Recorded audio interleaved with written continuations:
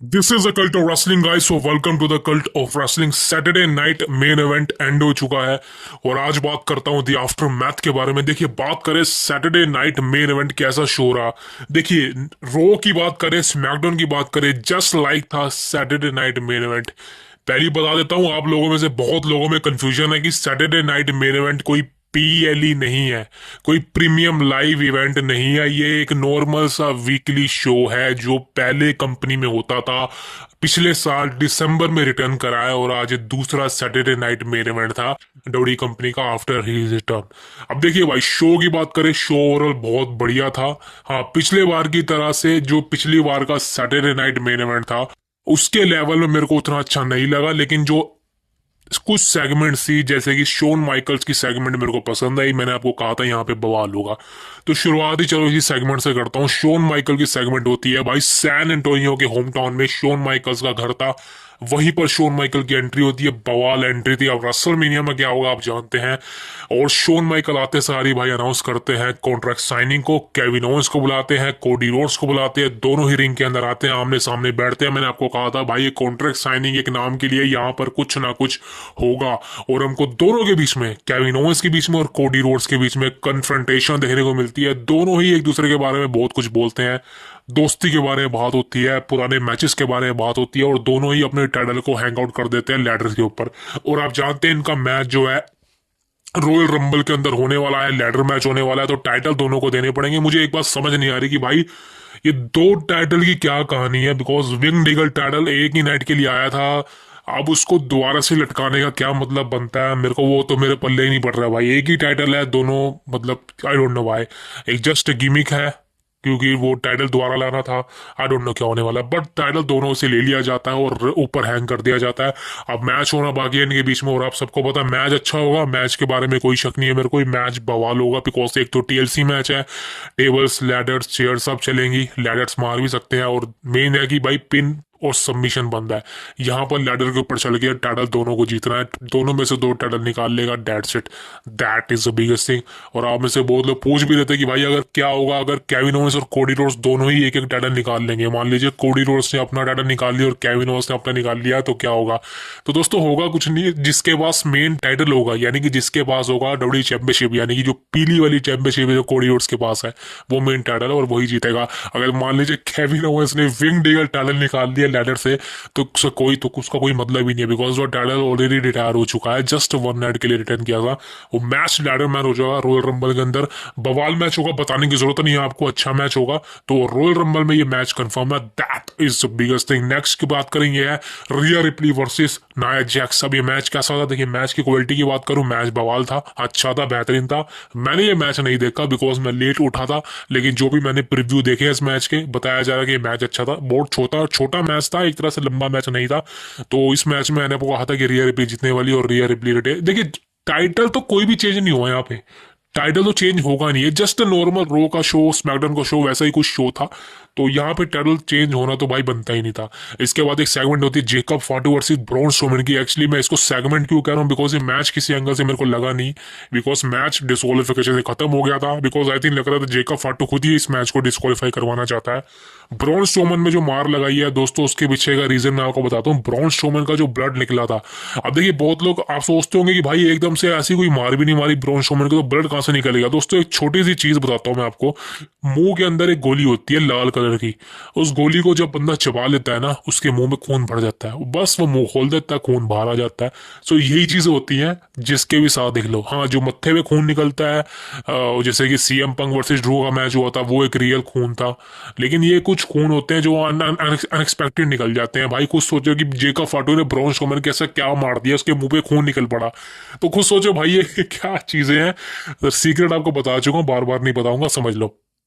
लेकिन हाँ, तो जो भी कुछ देखा हम दोनों के बीच में, जेकब फाटू को ओवर दिखाने के लिए बनाया था, बिकॉज जेकब फाटू को वेयर वुल्फ बनाया जा रहा है एक तरह से, बट आई डोंट नो क्या होने वाला है। फैंस सपोर्ट कर रहे थे उसको, फैंस वहां के सपोर्ट कर रहे थे जेकब फाटू को, बिकॉज जेकब फाटू ने जो भी एक्शन करा अच्छा लगा फैंस को।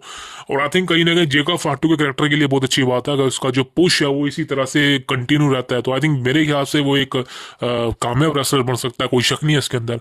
अब मैच की एंडिंग की बात करूं तो एंडिंग से मैंने आपको बताया था, जेका फाटू बार बार ब्रॉन स्ट्रोमन ने मार मारी जा रहा था, मार मारी जा रहा था, एक मिनट के लिए तो भाई ब्रॉक लेसनर की याद आ गई मेरे को। सो वही चीज़ वही मैच की एंडिंग थी, ब्रॉन स्ट्रोमन इस मैच को जीत जाता है डिस्क्वालिफिकेशन से। और आई डोंट नो क्या होने वाला है। अब दोस्तों बात करें नेक्स्ट मैच के बारे में, and I think this is very, मेरे को लग रहा था भाई इस मैच में कुछ ना कुछ अच्छा होगा, लेकिन बहुत से लोगों को लग रहा था भाई जे उसो चैंपियन बन जाएगा। मैंने आपको कह दिया था भाई ऐसा नहीं होने वाला, अगर ऐसा हो गया तो इससे बड़ा डिजास्टर डिसीजन कोई नहीं होगा। देखिए एक बात बता दूं मैं आपको, मैं गुंथर को पसंद नहीं करता, I don't like Gunther, I don't like his championship ring, I don't like his aura, I don't like his personality, even I don't like his my skills.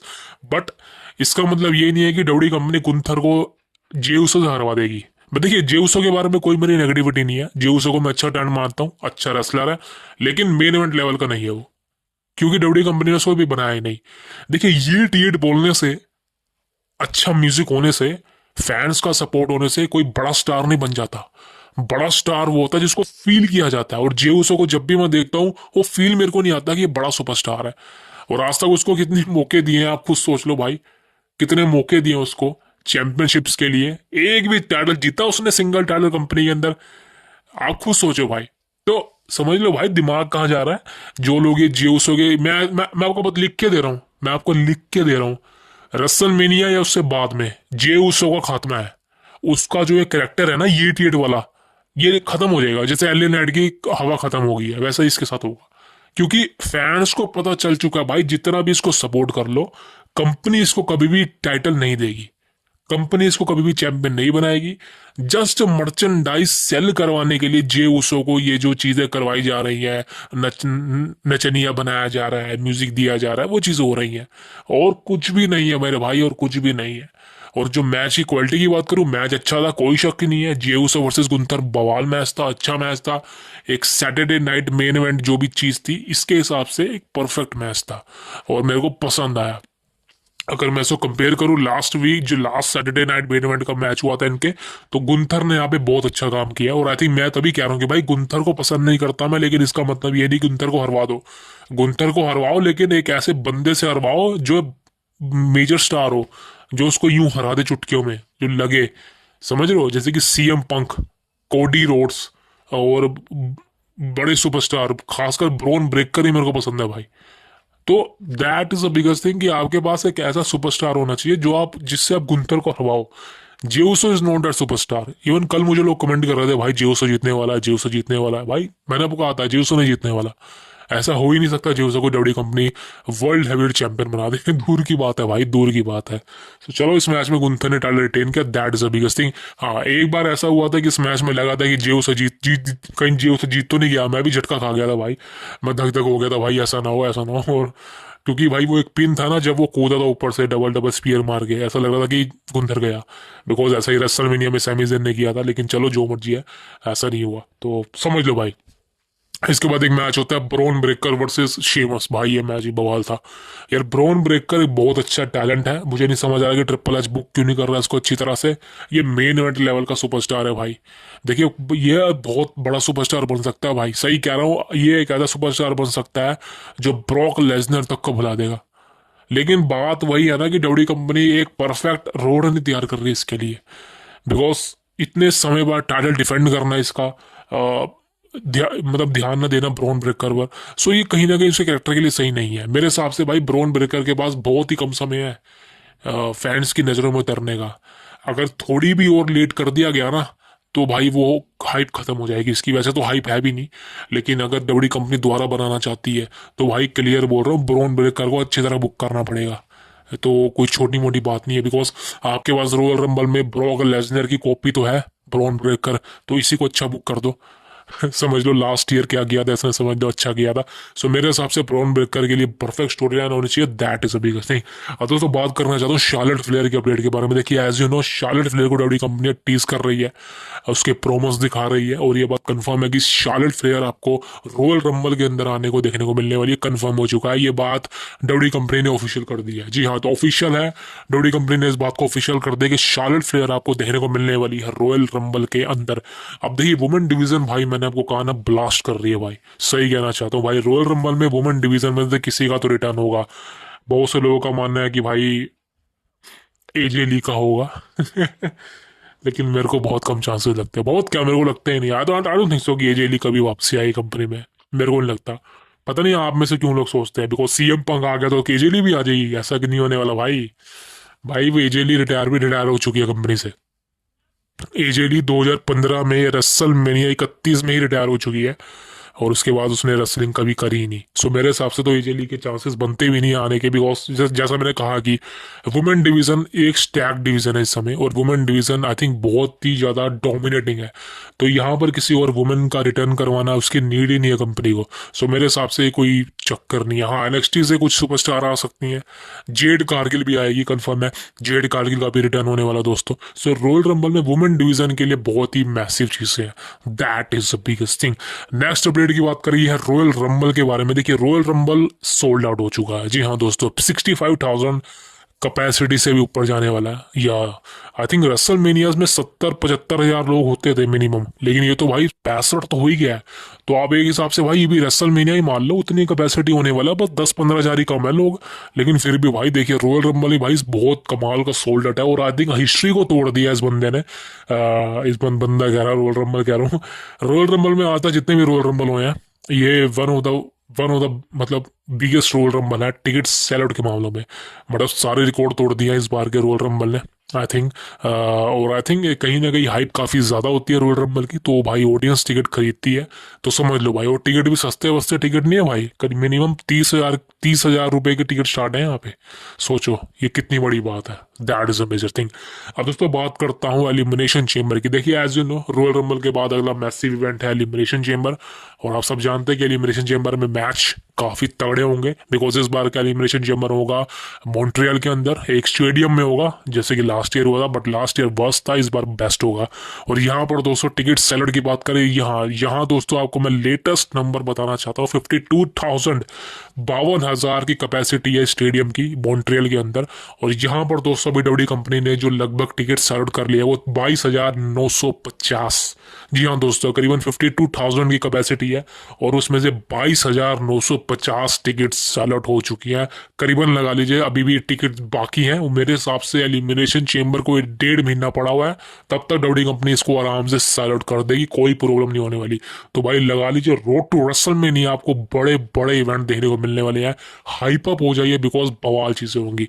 और अब बात करता हूँ रेसल मीनिया 41 की। देखिए wrestle mania 41 Las Vegas Nevada के अंदर होने वाला है, एलिजांट स्टेडियम में। और यहाँ की कैपेसिटी बता दूं मैं आपको 77,000 की होने वाली है।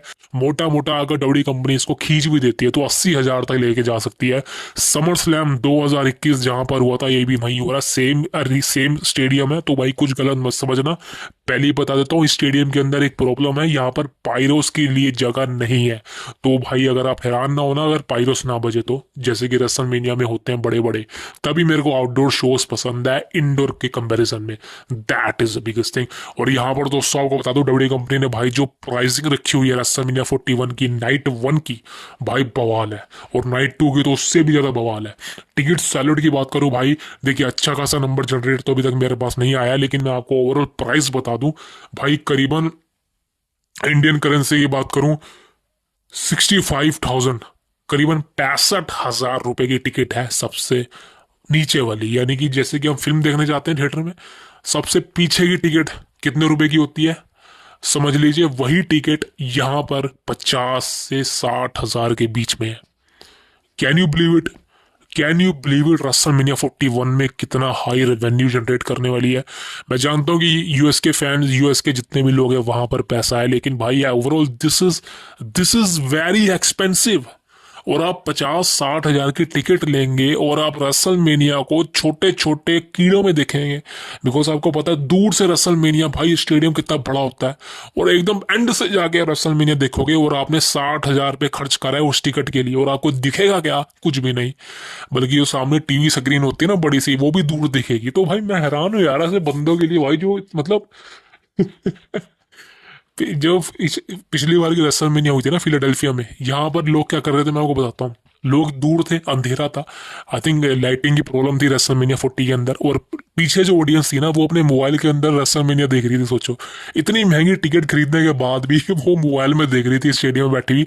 तो भाई क्या फायदा, घर बैठ के देख लो ना, 70 60 70 हजार तो बच जाएंगे आपके।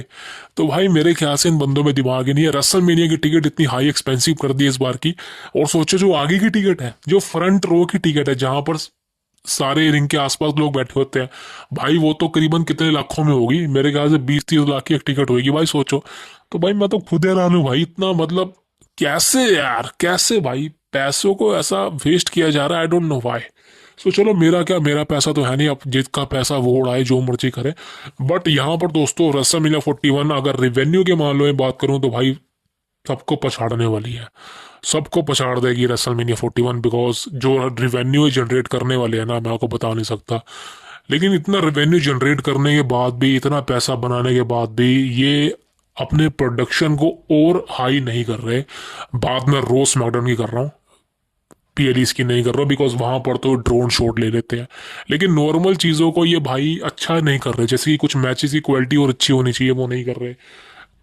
बजट कट का नाम भी आता है सामने। So I don't know why Baron Corbin जैसे सुपरस्टार को रिलीज कर दिया जाता है, कोरी ग्रेव्स को हटा दिया जाता है। तो सोचो इतना पैसा होने के बाद भी भाई क्या चल रहा है कंपनी के अंदर, क्या बोलूं।